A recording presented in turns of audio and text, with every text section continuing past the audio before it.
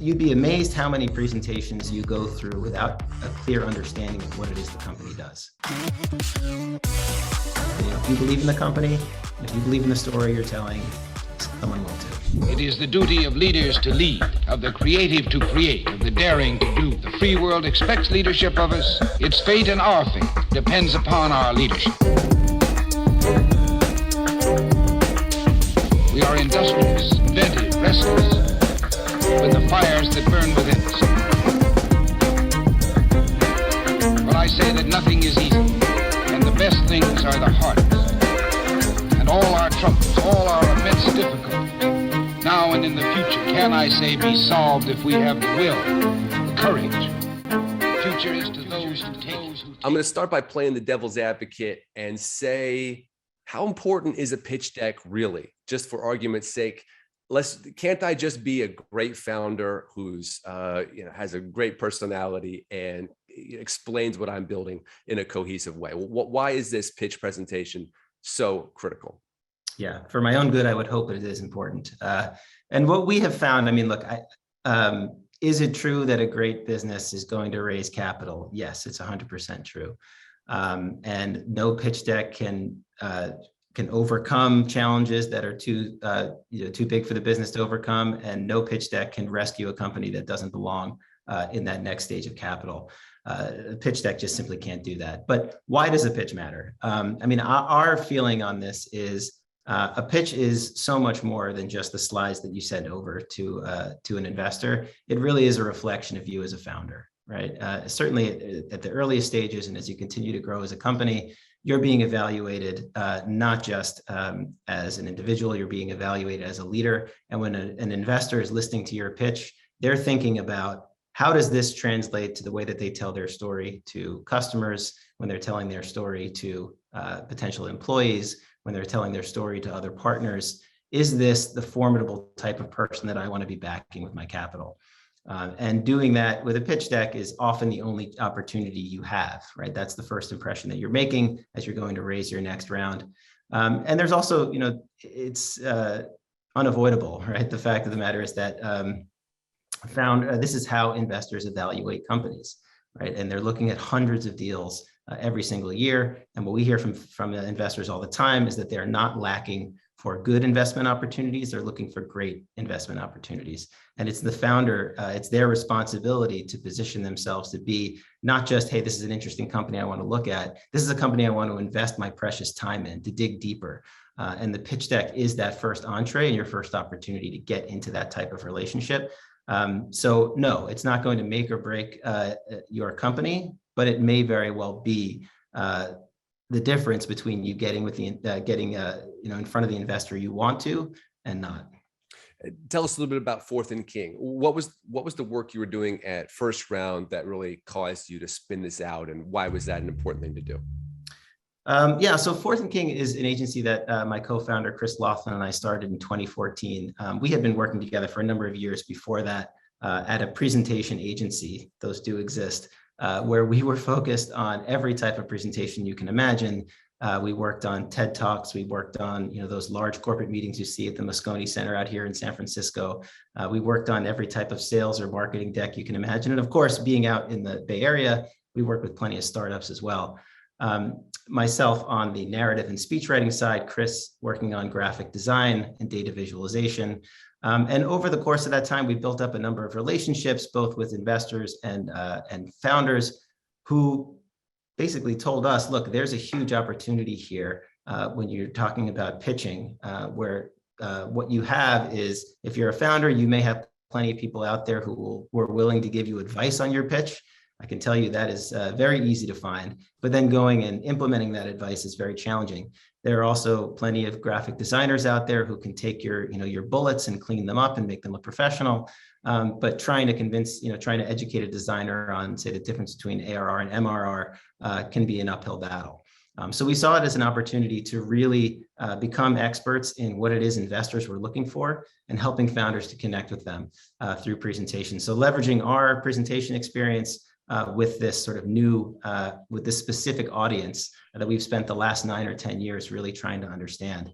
And so we work with companies from seed all the way through to IPO. Last year was the first time that we actually built the IPO deck for a company we had built a seed deck for, which was very exciting.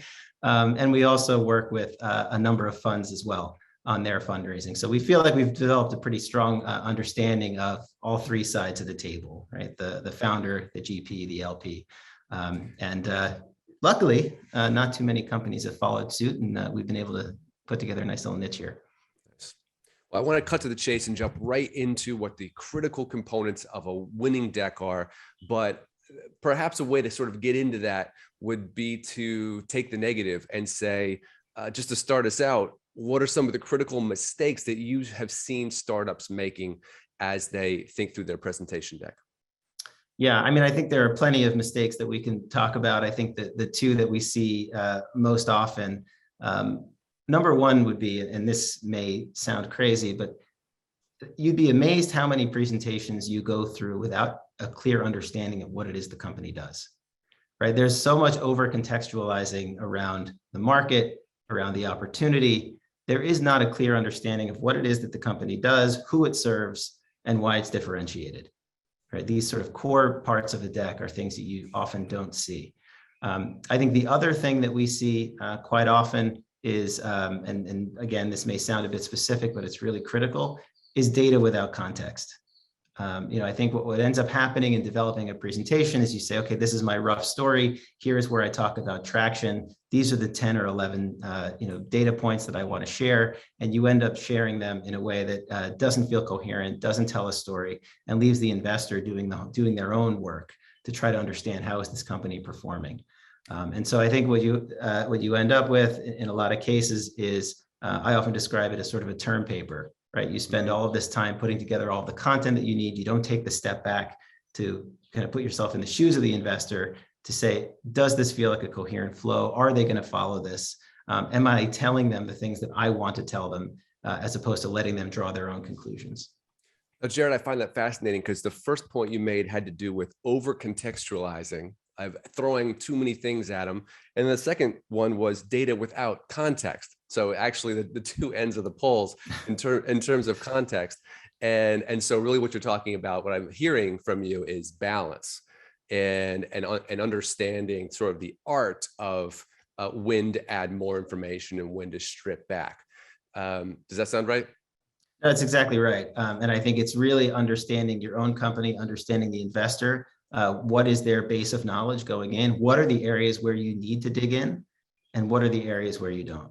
And that's always the big part of our early part of our process, is understanding who is the target investor, sort of building up that archetype or that profile. How much information do they have? How much information do they need?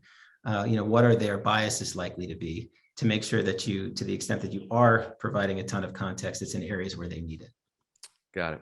All right, let's get specific. I know you have some slides that you can share, which it felt appropriate in a presentation like this for you to actually share a couple slides, even though we don't normally do that on Fireside Chats. But to help us understand what are the building blocks of a great deck, I read a piece by you online about how you prefer to think about decks in acts, A-C-T-S, acts, versus slides themselves. So maybe you could explain that concept, and then you can show us show us an act or two. Yeah, sure. I mean, I think that what people often do, right, when it's time to work on their presentation is, first of all, you'll go to Google and you'll find what is the sort of 10 slides that I need in my deck, or like the 11, critical slides, right? There's basically all of these templates that are out there. And what I can tell you is either one of them is right or none of them are right. And I tend to think that probably none of them are right, because every presentation, every company is unique. The idea that, market size should always be slide 2 doesn't make a ton of sense if you're operating in a gigantic market. I think people understand that it's a big market. There's probably something else to cover before that. And so often people will start with a template, or, they'll go super deep into this notion of storytelling, right? Start thinking about the hero's journey. What is the rising action, the climax, the denouement, right? Trying to build a pitch that way. And what I can tell you is if you try to put a denouement in your pitch, you've probably lost your investor an hour ago. And so what we started to do is think about this less in terms of what are the plot points, or rather what is the act, the beats in the story, but rather in terms of acts. And I actually do have a slide or two on that, if that's all right with you. So these are essentially the three acts that we prescribe. Number one is making your case, right? And I'll talk for just briefly about what that means. Act two is where you de-risk your approach. So once you've sort of made a case for why you are not just a well-performing company, but a great investment, showing all the things that potentially could be a challenge, and dismissing those challenges. And then thirdly, broadening the case, right? This is what matters to investors. Not that they're investing in a company that's growing, 2x or 3x year over year, although that's what, that's a pretty good start, but rather that this is the type of investment that's going to return their fund. And so closing the presentation with exactly how you do that is what we recommend to kind of do third. So just very briefly, right, what do we mean by making your case, right? Our belief is that within the first 5 minutes or less of your pitch, you've got to demonstrate a couple of things. Number one is a deep understanding of your market, right? Their investors are looking for somebody who's not only in a large market, but really understands it, has a deep knowledge of it, and keen insights into it. A really clear explanation of your product or service, what it does and what makes it differentiated, and sharing some signals of success. In some cases, that is traction, right? At earlier stages, that might be product milestones. What are the things that you've done that show that you are delivering on that promise? And if it looks like this is a lot to cover in the first 4 or 5 minutes, it is, right? Which is why we spend a good 75% of our time often working on the first 25% of the deck. Because this is really what sets the framing for what it is that you guys are, what it is that you're presenting to the investor and why they should be excited about it. Jared, any other common pitfalls for that section of the presentation? Yeah, I would say that I think when you talk about market, for instance, right, relying on a market size, for instance, a large number that comes from Gartner, right, might be useful, but it's easy to dismiss, right? What you're looking for is let's go a step deeper. Right? What makes that market tick? What are the underserved areas of that market? Why is this market going to grow? These are the types of questions that you want to be answering at that stage, as opposed to simply trying to check a box that, hey, I'm in a big market. And then the question, right, is how do you go about this? Right? There's a million ways to what is slide one, right? Is often the question that people have. And so one of the things you referenced this article that we wrote with Stripe Atlas a couple of years back, where we put together what we call pitch plots, which are pretty common story frameworks that we've seen over the years that apply to different types of stories. And so what I would recommend, we don't need to go through them here, but check out the piece. And I think what you'll find is there's you can take your story, you can work through all of these beats, these sort of familiar stories, and try to get to one that feels natural. And that's often a good starting point. For you to start working through your deck and then trying to go back through the checklist to say, did I do everything that we just saw on that previous slide?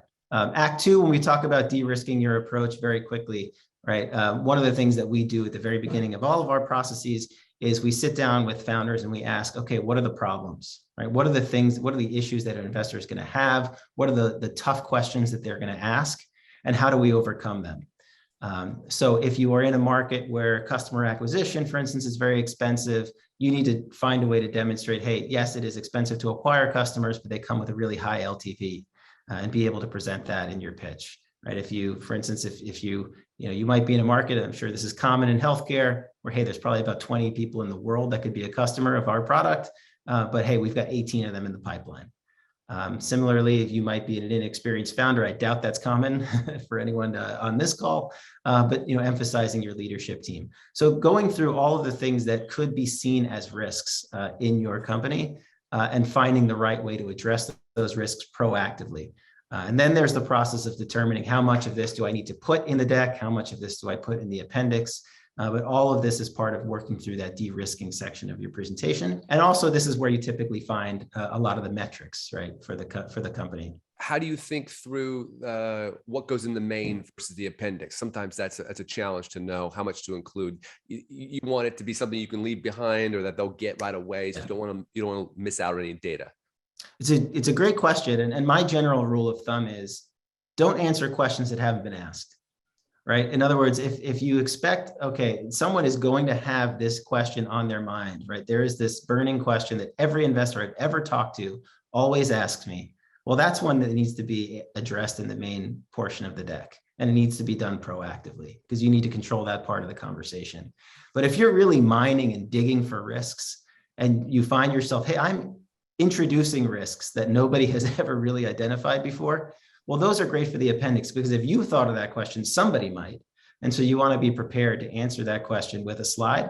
But that's the type of thing you don't necessarily need in the main body of your presentation. And speaking to metrics, right, as you guys know, every vertical, every industry has its own set of headline metrics. It's important to understand what is it that investors are looking at. And of course, this evolves over time, right? The metrics that matter in SaaS, for instance, seem to change every 6 months. So being on top of what it is that and how investors are evaluating companies in your space, asking around, what are the numbers people want to see, and making sure that you're including that in that midsection of the presentation. And then finally, is this notion of broadening your case, right? Often what this means is you want to show people that you are on the precipice of exponential growth, or even if you are not personally on that path that your market is, right? Or that you have the opportunity, for instance, here's a common type of slide you might see that, hey, look, right now we're operating in this market that's 1.5 billion. We introduced this new feature in 2023, and that opens us up to this $10 billion market. And by the way, that market is growing, 5 times year over year. By 2030, we're operating in this $150 billion market. And if we continue growth on the path we're on, we're $1 billion company by 2025. Right? These are the types of, this is what you want to leave investors thinking at the end of the pitch, because again, right, they're not investing in cool technology. They're investing in companies that have billion-dollar exit potential. Let's shift our focus, Jared. You just presented a beautiful looking deck as well as a compelling one. I think folks are thinking about the production side of this as well. And they're thinking, okay, well, that's great. You have a fancy agency behind you that can design these things, that can develop these things, and it's not cheap. So let's talk about your advice for a founder, how they think through, let's say they've got a limited team, limited funds, and they want to build something like this out and they can't go to an agency. We can also talk about next kind of how your agency does work, but assuming an early stage founder needs to do it themselves, let's talk about some of the structures that you would suggest. Sure. Yeah, I mean, my first piece of advice, and this is not self-serving, if you can afford a designer, I promise you, you will get value out of that. Specifically, if you can find a presentation designer who, it's a slightly different discipline from traditional graphic design, and there's plenty of them out there. But I assure you, if you have the money, it's worth the investment. But I recognize that that's not always the case. What is the best way to find a good presentation designer? I wish there was a better way, but reach out to me and we can connect you to some great folks, whether it's us or someone else. In fact, my co-founder, Chris, runs an underground Slack channel of about 150 really talented presentation designers. So we've got a nice channel there, but it's a growing discipline. I'm not a designer myself, but I think people are recognizing just how important this is. And I think founders will find that to be the case as well. Now, how do you do this if you don't have access to a designer? My first piece of advice is there are a couple of activities that you can go through, at least start working through the story. The first is we talked about this notion of de-risking, understanding what are the risks that your company is likely to face, or at least investors are likely to perceive. We go through an activity with all of our clients that we call burning questions. And this is the first thing we do with every client, which is we talk to their existing investors, which you guys can do as well, of course. And we say, tell us what it was that got you really excited about the company. Now, what are the opportunities? What are the challenges likely to be in this next round? What are the really hard questions that this sort of Series A or Series B investor is likely to ask? And we put all of those questions up on a board, or at least we used to when we would be in person. Now we do it slightly differently. And we spend a good 2 or 3 hours working through the answers to those slides, to those questions. And what we find is that once you have answered all of those questions or figured out where are we going to get the answers to those questions, then you can start prioritizing. Okay, these are really burning questions that we're going to have to address in the pitch. These are the things that maybe we can start to put in the appendix. And now you start to have a collection of content, a collection of slides that you can start shifting and moving around. The next thing you want to focus on is what is the actual narrative? So we talked about the pitch plots exercise as a way to start thinking through this. There's a number of other things that we do to start getting the juices flowing, to start thinking about story. But you really want to get into this mode of structuring your slides into a story as quickly as you can. I think a lot of people, the instinct is to do outlines or to start writing in prose. It's counterintuitive, but our belief is you want to get into slides as quickly as you can, right? You want to start, even if it just means here's the headline for this slide, here's the headline for the next slide, and then you go back and you start filling in the content from your burning questions activity onto each of those slides. But you really want to, this is a presentation. It's going to be consumed as a presentation. It's in your best interest to start treating it like one as soon as you can. As far as design itself, there are some basic principles that are going to be useful to you in building out slides. I would recommend, for instance, a book called Slideology by Nancy Duarte. It's, to be honest, I haven't looked at it in about a decade. I don't know if the principles are dated at this point, but it was really, when I got into this, her book, both that book, and she also wrote a book on storytelling in presentation form called Resonate, which was actually quite transformational for me. I think really understanding what are the basic principles of design is going to be really valuable to you. But I don't think you have to feel an onus to have your presentation look as slick as, something you might see, for instance, at, Dreamforce. But really the basic things like we want to keep as little content per slide as possible. You're better off having more slides with less content, for instance, than you are with 10 bullets on a slide. I think all of these things were valuable or novel design principles 10 years ago. I think people tend to understand this now, but really always being able to take a step back, looking at each individual slide and saying, does this pass the comprehension test? Is this something that people can really understand? And also understanding the balance between what I'm planning to say and what I'm planning to show, and recognizing that some of the things that you might put on a slide are things that you would say and don't necessarily need to be on there. Also thinking about your data, for instance. Sorry. Yeah, go ahead. Oh, I was just going to say, Jared, that's actually a perfect segue to one of our questions in the chat. Well, we will get back to what you were about to say just now. But let's take a couple questions just because they popped in and they're very relevant to your conversation. Howard Rosen, if you can come off of mute, you can start. Sure. Hey, Jared, this is great. And you were just leading into exactly my question was, which is why Logan used the segue, was really how do you differentiate between a presentation deck and a leave behind deck? Because sometimes you got to leave something behind and they're going to share it with their team and they've not had the benefit of your presentation.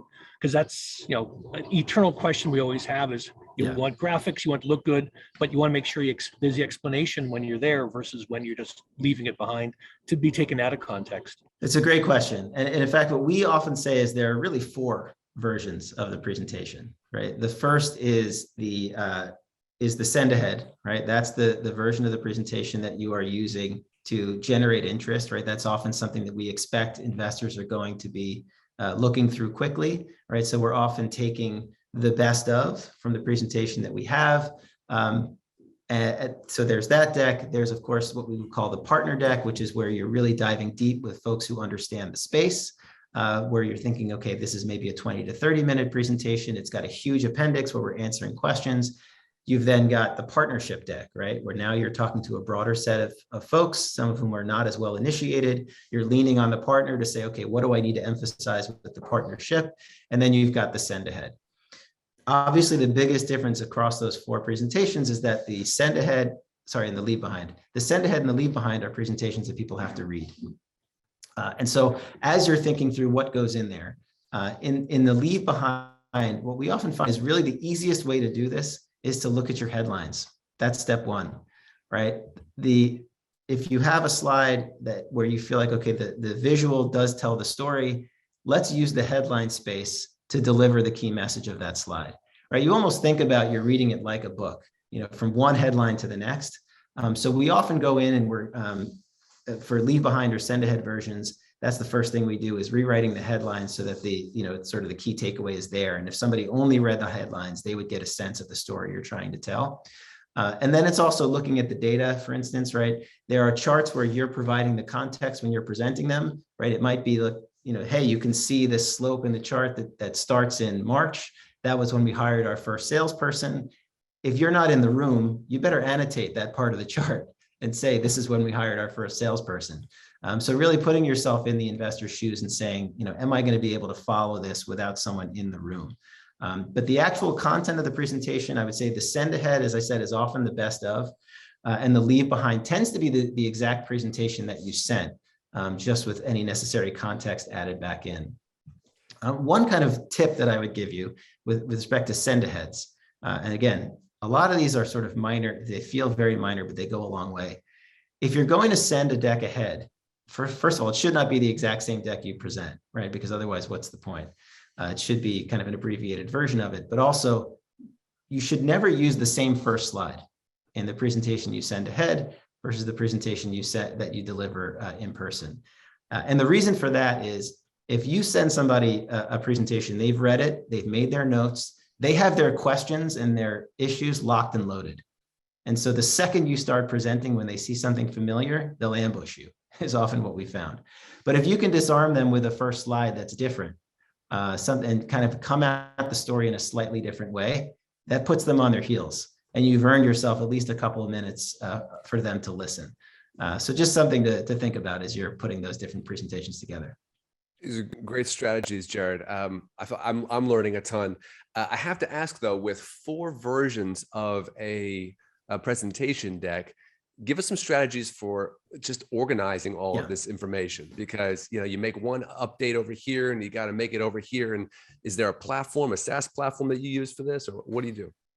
Well, it's a question of sequencing, right? Which presentation do you build first? And we often find that focusing on the partnership deck is a great place to start, because there you're talking about obviously an investor who is sophisticated, but may not necessarily be an expert in your particular space. If you're going to a generalist investor, for instance, obviously, if you guys are pitching healthcare focused investors, everyone in the room is likely has some knowledge of your space. But we often find that that's a great middle ground, a great place to start. Once you get that presentation locked and you feel really comfortable around it, then you're pivoting off of that to build some of these other presentations, right? You have that deck and you're saying, okay, what's the 8 to 10 slide version of this that we can use as the send ahead? How do we take this and then convert it for the leave behind? What additional context am I going to need when I get in front of, the real expert in the room? So I think for us, it's really getting that first presentation in a great spot, and not just, okay, the slides are done, but I can present this thing. I can actually stand up and deliver it coherently. The story works. It makes sense. Now we have something that we can build off of. So yes, it is difficult to sort of do all of that version control, but the key is really getting that core presentation done and having you be comfortable with it before you start building anything else. Are there any technology platforms that make that version control easier that you've used, or do you just got to stay organized with your files? Yeah, I mean, we are working generally in the traditional presentation software that have their strong limitations. There are folks who will use DocSend, for instance, as a way to keep their presentations updated. But yeah, there's nothing specific that we use. That's a good segue to talking about platforms. People often get kind of befuddled trying to decide whether to use PowerPoint, Keynote, Canva even. There's a lot of new SaaS platforms that are popping up. Beautiful, is that one of them? So maybe you could talk to some of the available platforms and pros and cons. I mean, I think everyone who's worked in PowerPoint is always looking for an alternative. But I often find they find their way back because what you get out of PowerPoint, of course, is flexibility. I mean, the 3 core platforms that we're working with typically are PowerPoint, Keynote, or Google Slides. That's 98% of the cases, and really it's personal preference. As far as design is concerned, I think most designers will tell you they prefer to work in Keynote, but most of us are not designers. The benefits really are in workflow. I found, right? So Keynote and Google Slides are really great for collaboration. Some people don't realize or don't know this, but Keynote really has real-time collaboration, just like Google Slides. So you can work with other folks, you can see changes in real time. So often we recommend if that's a priority, those are great platforms. PowerPoint, again, it's just the default for everybody and they're used to using it. And so we default to that as well. I think some of the newer platforms can be great from a design perspective. If you're talking about, say, a beautiful AI or a pitch, A lot of them will do the work for you, where you essentially say, hey, I'm building a team slide with 4 people, and it'll automatically lay out the slides for you. So things like that can be really useful, but often, with pitches where you do need to get specific, it often lacks the flexibility that you need. So I would encourage people to try them, to test them out. We see a lot of decks, for instance, built in Beautiful AI, and some of these other platforms as well. But really, we see people, what they want to go into Figma, they want to use all kinds of other things. The key is, can you produce a great PDF really out of it? And can you do it in a way that you feel comfortable that you can continue to make changes over time? So it's a matter of personal preference, but there's options out there.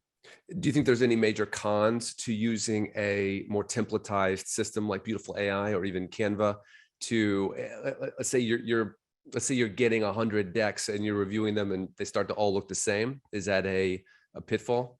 Yeah, and I mean, we say that all the time. If you're using a pitch formula, for instance, right? Like, hey, here's the template for slide 1, slide 2, and so on. If you're using a formula, you're going to end up with a formulaic pitch. The same is true from a design perspective, right? If you're using a template, you're going to end up with something that looks fairly templatized. Although, look, your job here is to tell a great story. You should not be pushing pixels at 2 o'clock in the morning, in PowerPoint. So you need to make that decision as a founder. How do you want to spend your time? Yeah. But you also, if you do have designers on staff, I would encourage you to leverage them as well. How do you think through that process? Let's say that you are stuck pushing pixels at 2 in the morning and you need to recalibrate and you need to get back to the story. What are some strategies for kind of getting your team to rethink the whole pitch process and get into story mode? Yeah, I mean, I think I mentioned this earlier. I think that it's a great activity to kind of treat your slide canvas in presentation software as essentially cards for an outline, and write your headlines down. Literally one idea per slide, and start to kind of put those up on the wall. Figure out what is the right sequence, what's missing from here, what's the most compelling way for us to make this point. I mentioned that you should be in presentation software. This is a way to stay in presentation software and do outlining. It's what I do with every single pitch. I don't write in prose. I open up PowerPoint. I say, okay, I want to make this point. Okay, I have to make this point as well. Okay, now I've got to make this point. I want to make sure I cover this. And then I start mixing and matching and moving things around. When is it okay to go incredibly minimal? We've seen some great decks, some great presentations. I'm thinking of Apple, where it's just words on a color, And so oftentimes I'll see founders say, well, if I don't have a designer, I'm just going to go incredibly, incredibly simple. When is that okay? It's funny, we come from a world, my co-founder and I, where we would build those slides, right? We would build, for 80-foot screens, this one beautiful image. And we would also do a lot of work with animation, right? And video. And we had to train that out of ourselves, because I think there is this balance with an investor pitch. I totally believe that it is universal that nobody wants to read a pitch where each slide has 15 to 20 bullets on it and 3 charts on a slide. Nobody wants to do that. Nobody can really get anything out of that presentation. But at the same time, you're making a pitch for an investment, right? You're not trying to connect with someone's hearts and mind. You're trying to connect with their pocketbook. And so I think that you do have to walk that balance, which is not to say that there aren't really great opportunities, right? If you are, for instance, if you are a consumer brand, leveraging photos of people and doing things like that, it can be really powerful. Even in more content dense slides like case studies, sort of showing real people can be effective. But this idea of just sort of having one word against the color on a slide, you better have a really good reason to do it. Yeah. In a pitch deck. If it's just one word on a slide, it better be a really good word, right? Or a really big number, that helps. A really big number. I want to hear from more people on the call. I know you folks have questions about their own decks, things that have worked or haven't worked. So please drop it can get granular. This is your chance to really talk strategy with the best in the business. Jared, while they're doing that, I want to talk about recession proofing your deck. And how one might think about reimagining their narrative in the context of a more risk-averse investor. Yeah, that's a great question. And we went through this, we've gone through this a couple times now, right? As you can imagine, at the very beginning of the pandemic, every project we were in the middle of, the founder would come to us and say, every investor is asking me about what the pandemic is going to mean for my business. And then you have to take a step back to say, okay, for your particular vertical or industry, how critical is it really, right? Do you need to lead the pitch with it? Because in some cases you do, right? We were working with a company at the time that was, doing, without giving too many specifics, they were sending people to your house, right? Now, obviously, in early 2020, this was not an option. So for them, they had to make that the foundation of their pitch. They had to address that instantly. The same is true, obviously, for increasing interest rates and anything else that might be impacting a business today. You have to make a decision. Is this something that I need to address? Is this, basically the core of my pitch? You have to make the case right up front that, hey, the world is changing. We're in these challenging times. We can either persevere or it's an advantage to us. Or is it something that really falls into that de-risking part of the presentation? Hey, look, the business is doing really well. It's going to continue to grow.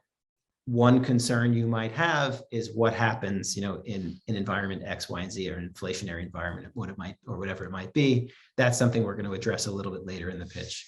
So obviously, as an investor, it's top of mind. The question for you is, where do you need to address it? And do you want to make it so fundamental to your pitch that it's what you end up talking about at the end of the pitch, or is it something that you want to just make sure you're dismissing at some point later on?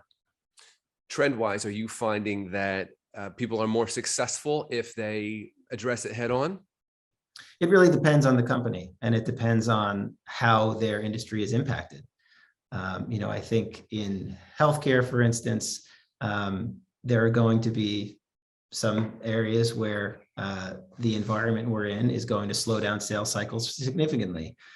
In others, right, where you're selling technology to hospitals, for instance, and I'm talking above my pay grade here, it might be, hey, this is less important, right? People are going to have to buy technology one way or another.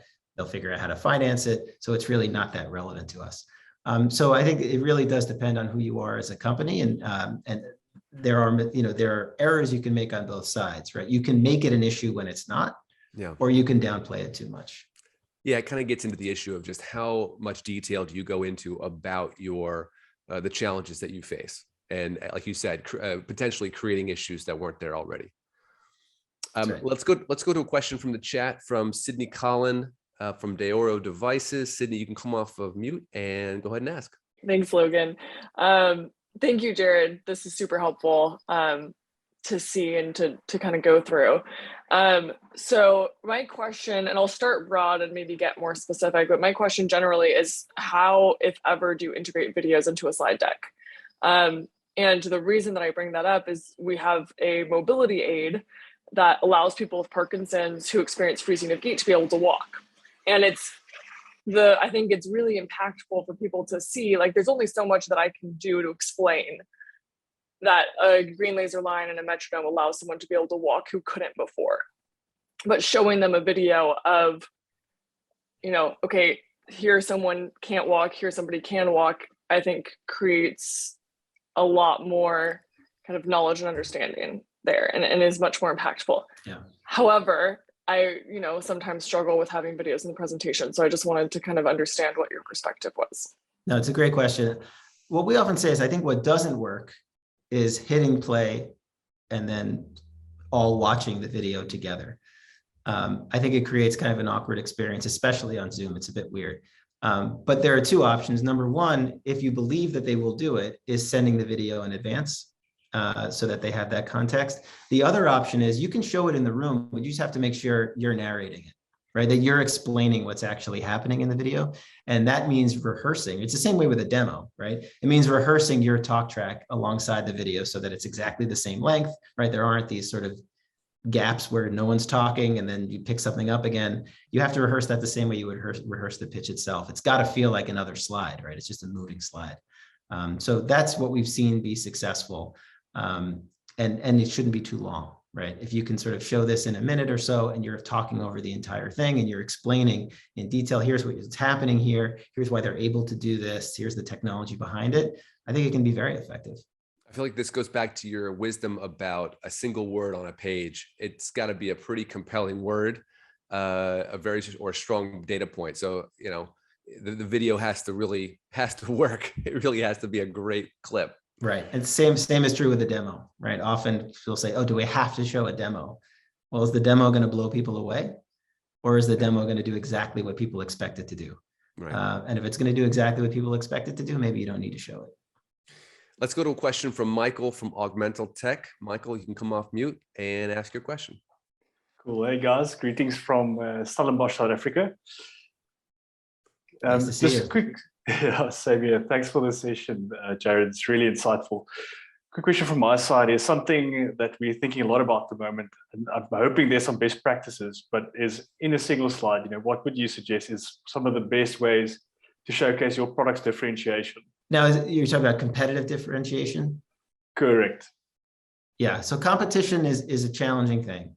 And it's going to be different for every company again, but a couple of frameworks that we see, I think where people tend to go is the 4 boxes, right? And surprise, surprise, we're in the top right and everyone else is in the bottom left. And I think those are difficult for people to make much sense of. So what we often recommend instead is, let's do a creative grouping of the companies that are in the space or the products that are in the space.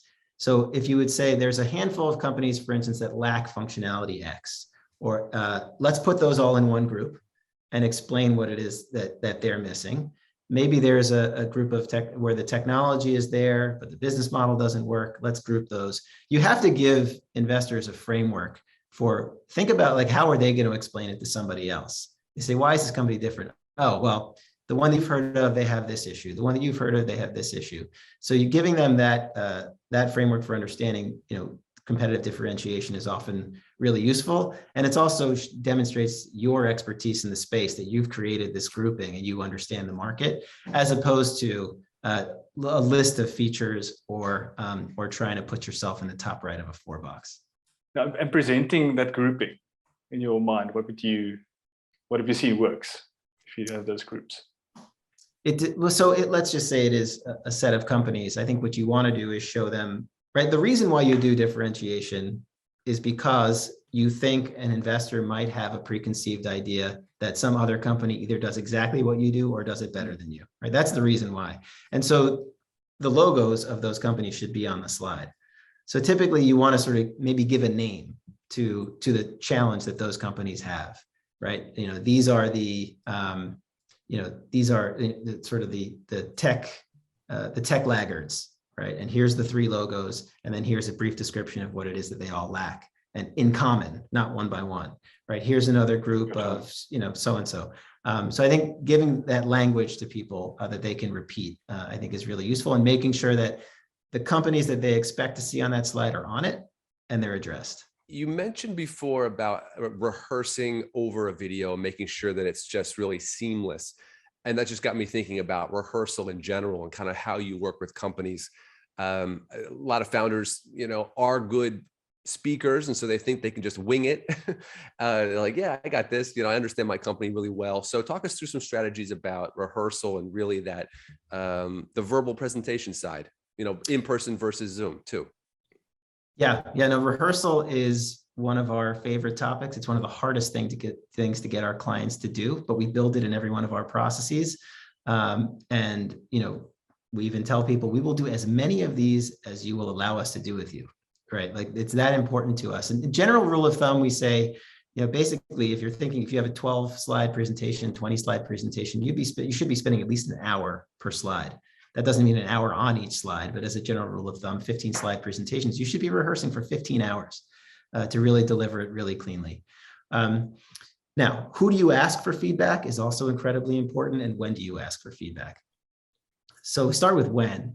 Asking for feedback when the presentation is still really messy and you can't present it is going to get you all the wrong kinds of feedback, right? Presenting it too late when you feel like it's all buttoned up and it's perfect is going to make you resistant to make changes. So you have to get to a point where you say, okay, maybe the presentation isn't fully designed, but the flow is right, and I can present the hell out of it.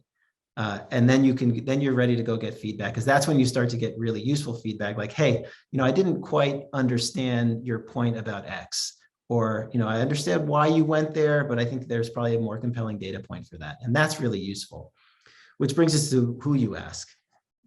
People like to, they'll sort of ask their entrepreneur friends, or they'll ask people in their company for feedback. What you're looking for, if you can find it, is someone who is a proxy for that next round investor. Ideally, it's somebody is a friendly who or somebody within a fund that might have invested in your company, where you can turn to and say, look, you've invested in companies at this stage I'm looking to raise capital in. Can you tell me, what you think of this pitch? And the question you ask at the end of the pitch is also really, really important.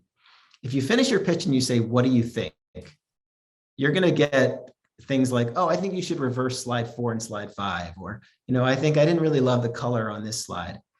So what we always say is ask the question, would you invest? Because you're going to get a very different answer. You're going to get one of 3 answers, either yes, in which case your pitch is great, move forward. You're going to get the answer, yes, but only, right? Yes, but only if you could overcome this objection, or yes, but only if you could help me understand this a little bit better, or no, because, right? No, I wouldn't, because I just can't get past this market's too small, or no, because you've got this competitor who's crushing you, and I just don't see how you guys overcome it. Those are the types of things that you now know, okay, this is what I have to overcome in my pitch, and this is really worthwhile feedback. So it's really a matter of when you ask and who you ask and what you ask in gathering feedback, once you feel like you're ready to pitch this thing confidently. That's great advice, Jared. I see a lot of pens going and fingers typing. Do you ever have people record themselves and watch themselves back? Is that valuable? It can be. I mean, I think what we find is that everybody's different. When we work with founders, there are some founders where I'll record a loom of myself delivering the pitch, and then they'll internalize it and then sit down and rewrite the script in their own words. And that's a great way for them to learn. We have others like myself, who, when I present, I don't have notes. I literally just say it over and over and over again. I'll say, okay, let me get the first 5 slides. Great, I've got those locked. Let me work on 6 through 10, got those down, and then put the whole thing together. You have folks like, my partner, Chris, who he will basically write down his script word for word. And then every time we rehearse, he'll take a few words out till at the end, his notes are just, 3 bullets, 1 word each on every single slide. Everyone's going to do this a different way. But the key is just to keep doing it, right? If it helps for you to record it and watch yourself back, don't just do it once. Record it, watch yourself back, take notes on what works, do it again. Make sure you think you got better the second time. It's really a matter of repetition, just like anything else. That's great. We'll take one more question, and then if anyone wants to drop an insight into the chat, I can call on them just as a way to reflect back to the group, something that you've heard, you've appreciated. Shireen, I see your hand, so I'll call on you in a second. But first, we'll go to Jamie Edwards from our team. Jamie, you can go ahead and ask your question. Jared, amazing session so far, man. Thank you so much for sharing this information with our health transformers. I know everyone's getting a ton out of this. Are there any non-common sense tips, like something that's just so counterintuitive that you think has such a big impact in presentations, whether it's the way somebody presents, the concept of like, are we making friends during a presentation, or are we planting a flag on a belief? Is there anything like that you've come across? You're like, over my years of doing this, there's 1 or 2 things that you just think are key that you normally wouldn't think of. Yeah, let's see. So to those things specifically, are we making friends? I think that what we have found, and maybe this is not counterintuitive, but you work with enough investors, they don't necessarily have to agree with you to invest in you, right? And in fact, they have to believe that, hey, maybe this person's got a better idea than me. And so having the confidence to stand up for your beliefs, I think there's an instinct when someone asks a question or challenges you and say, I feel like maybe this other go-to-market might make sense. You want to say, oh, that's interesting. That's something we can look into. But I think that's often interpreted as, okay, this person doesn't really have a clear vision here. If I can I've been looking at this company for 10 minutes and I'm knocking them off of their plan. But being prepared, instead saying, yeah, we looked at that. Here's why it doesn't work. right? The sort of, and this is not confrontational. This is just confident. And so I think if you walk away from a pitch feeling like, man, I kind of sparred with that person, that's not necessarily a bad thing. Great question, Jamie. Shireen from Yumlish, you raised your hand with an insight or a question. I have a question. So thanks so much, Jared, for your time on this. One of the things that I struggle with is sometimes to structure that very short initial 30-minute conversation, right? So of course, there's the slides starting out, maybe some intros, go right into the slides. How would you say to format sort of that tight 30 minutes with getting the point across, but then also having enough time to sort of further explore next steps and interest? Yeah, and I think this question is a great one, and it kind of ties in a bit to the evolution in the way that we're pitching now, with so much of this happening in Zoom. One of the things we've been hearing from investors, whereas we used to have a slide that said, hey, your pitch should be 20 minutes long, leaving 40 minutes for conversation. That number's dropped like 3 times in the last 2 years, where now we're hearing investors saying, hey, in fact, send me the deck in advance and then pitch me a 10-minute version when we chat, and then let's just talk. Because I think it's awkward to kind of sit and watch a presentation on Zoom. But a question of how do you structure those 12 minutes? I mean, that's all we do. So it's hard to answer that question quickly. But I think being really ruthless in what is it that I need to make sure he or she, this investor, understands before they ask their first question. And your job should really be to get that out. Because even if you prepare a 10-minute pitch, even the odds that you get through that are quite low, right? Because investors will stop you with questions.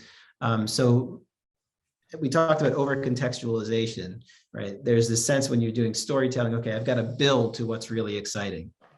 It's a little different in pitch decks. You've got to hit that exciting point on slide 1 or slide 2. So making sure that if you say, hey, if I get cut off at minute 3, have I said the most important things? And I know that's much easier said than done, but it's something to keep asking yourself, right? If you sort of feel like, hey, this really punchy moment that I think is really important to conveying my message happens on slide 12, you may never get there. Jared, we are nearing the top of the hour. I want to give you just 60 seconds to have the final word, piece of advice, parting wisdom for the founders on the call about nailing that next presentation. Sure. Well, thank you guys so much again.